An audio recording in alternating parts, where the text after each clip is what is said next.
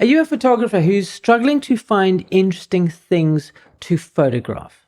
Well, if so, then the Wake system is going to allow you to find awesome photographs no matter where you are. I used to think that the best way to find great photographs was to strictly adhere to the rules of photography. But it turns out in doing so, I was actually missing a lot of opportunities for creativity and for great photographs because I wasn't actually aware of how to find them. How's it? My name's Alex Kilby and I've been a professional photographer now for 30 years. And every week I upload videos where I share the experiences and the tips and the insights that I've gained over that time with photographers like yourself in the hope that it will make you more accomplished to create awesome photographs of your own. The reason that you should be using the Wake system is that if you don't, you run the risk of missing some really great photographs that are right there in front of you, like literally under your nose. So how do we get started? Well, W is for what to photograph. I live in the countryside here in the UK, and whenever I go to London, there's a bombardment in my senses to begin with. Visually, there's so much going on. There's lots of people, there's lots of signs, there's everything. And it's difficult to know where to get started. In photography, it's important that we have observation and that we're aware of what's going on. But where do you get started with looking at this? What do you decide what to photograph to begin with? Well, there's a simple way of cutting through all this visual noise. And that is actually just to squint. Or, if you want, take off your glasses or defocus the lens. And what happens is from that sharp image emerges in this blurriness, the big primary shapes. There might be a pool of light that you possibly would have missed. There might be a splash of color. There might be a really strong shape in a building or in between buildings that wasn't so obvious the first time round. This is a really good place to get started by breaking down that scene into strong visual elements. Look at some of these examples that I've got up on screen. What is it that you think that I was drawn to initially?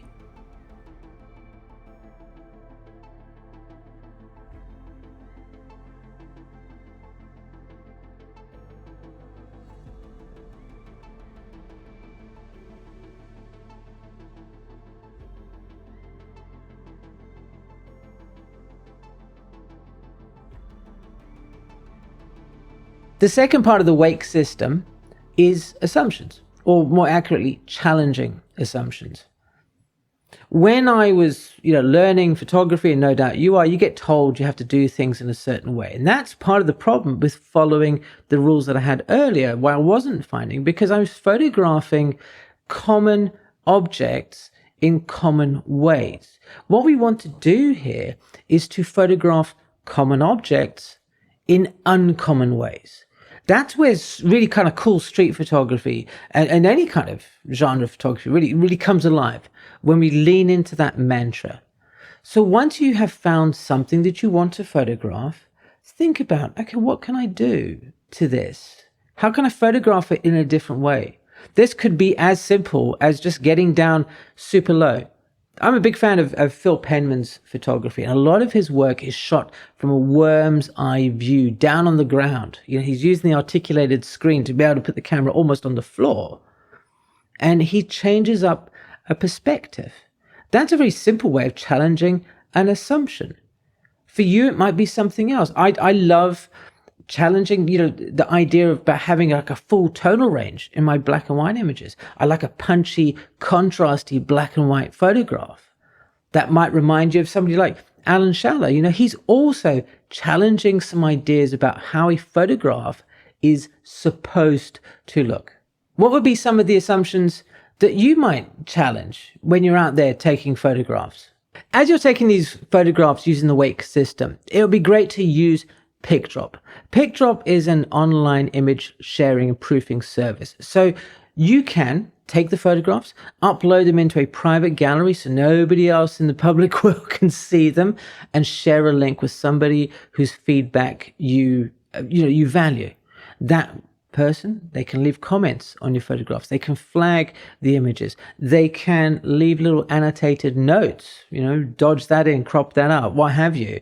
What a wonderful, easy, simple way of getting some fantastic feedback in a private, secure environment for you. Give PicDrop a try. There's a link in the description box below. Third aspect is to just keep shooting. How many times have you been near somebody who's taking photographs and they've seen something, they go, oh, that'd be a pretty cool picture. And they talk themselves out of actually taking the photograph. If you think something has an opportunity or perspective or an idea, take the picture and figure it out later on. You have to kind of embrace this. Film costs money. Digital images don't really cost money every time you press the shutter. Cue somebody in the comment section saying that's nonsense. Of course it does. But you get my point. But again, I'm going to turn to Phil Penman. I see him. He finds something to photograph. He's challenging assumption. Now he's taking pictures. He's found the scene. He's working it. He's taking many photographs of the same place. And I'm sure that if you look through the history of street photographers who have found a spot, there's a prime fishing place to get these amazing images, they just keep taking photographs. Not mindlessly spraying and praying, but photographing with intent to see what they get. And that rather neatly segues into experiment. Earlier I mentioned about Alan Schaller and his very punchy, contrasty black and white images. And if you look at Phil Penman's work, he's got this wonderful idea that he does with a blurry sort of motion of people that is used as a framing element. I think that's stunningly clever. But these things don't just pop out and go, boom, they're done, right? In both respects, I'd imagine that the photographers put a lot of time experimenting with something, having an idea and working with it. Again, it's similar to challenging assumptions. And I found that when I was taking a cue from Alan Schaller's work and going, what if I do very dark, punchy images, that it actually turned out to not be as simple as just simply whacking up the contrast. I had to experiment with photographs, and now I've got an idea that what sort of scenes work for it. How do I actually have to adjust my exposure when I take the photograph to allow me to take the kind of image in processing that I want to do?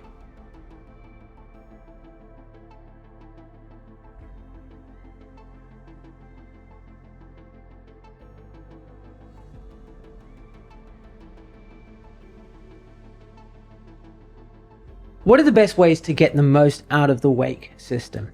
To begin with, I think it's a great way of just kickstarting the process of seeing photographs all around you, of cutting through that visual noise. Now, the second part, about challenging assumptions and photographing and experimenting, within those three aspects, there is a wealth of information that you take photographs, that you challenge assumptions, and that you experiment with what you're doing.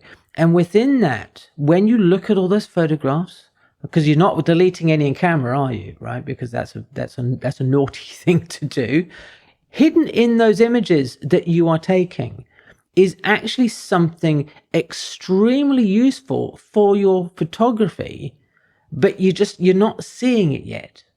And the third aspect of all of this is to work with other photographers. Don't just exist in a vacuum. Get feedback. Ask people's opinions. There's communities all over. I have one called Aperture Allies where we share images. We talk about the photography in a way that goes beyond sort of the technical aspects. And it helps to really get to grips with being able to train your eyes to see those opportunities for photographs that are all around you if you just know where to look. So I mentioned earlier that, when you take all these photographs, that you have them as a collection and you look at them as a body of work, you discover how to find your photographic style. And to see how to do that, check out this video over here. Thank you ever so much for watching, and I'll see you again soon.